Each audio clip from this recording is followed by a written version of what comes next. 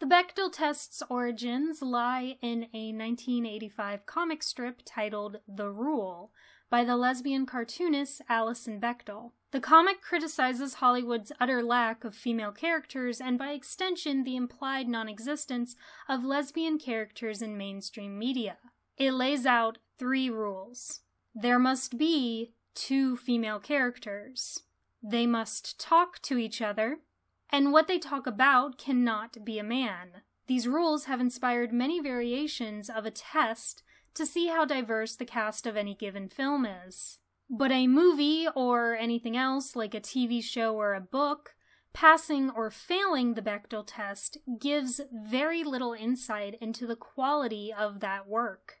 Failing to have more than 1 female character with spoken lines is not an indication of if a story is sexist. And it's certainly not an indication if that story is worth your time. Something passing the Bechdel test just means that it passed the Bechdel test.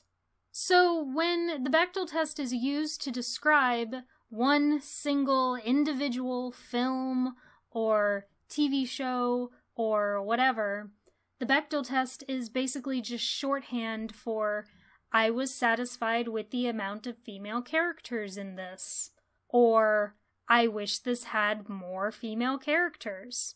It's not really meant to offer any analysis. So why should we care about the Bechdel test?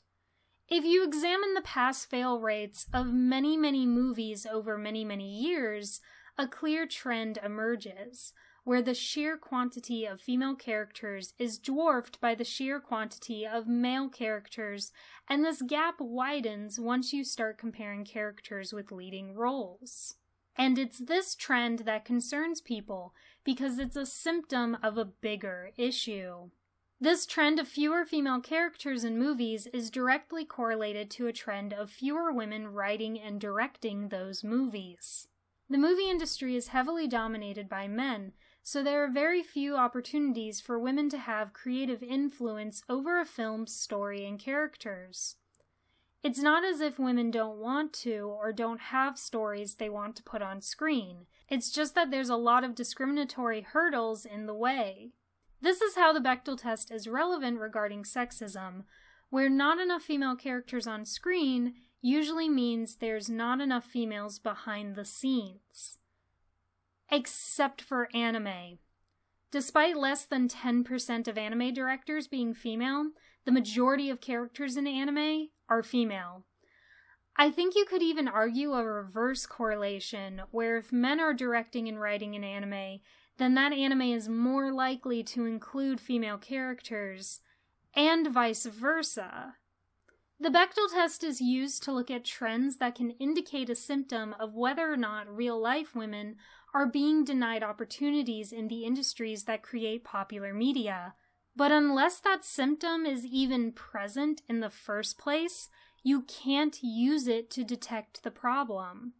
So the Bechdel test is rendered useless when applied to anime, because it just isn't a medium where male characters hog the spotlight. When talking about anime, the Bechdel test can only be used to express an individual person's preferences for the kinds of characters that interest them. There isn't really a problem with using the Bechdel test in this manner. It's just important to keep in mind that regarding anime, failing the Bechdel test doesn't have the same connotations as it does in other mediums.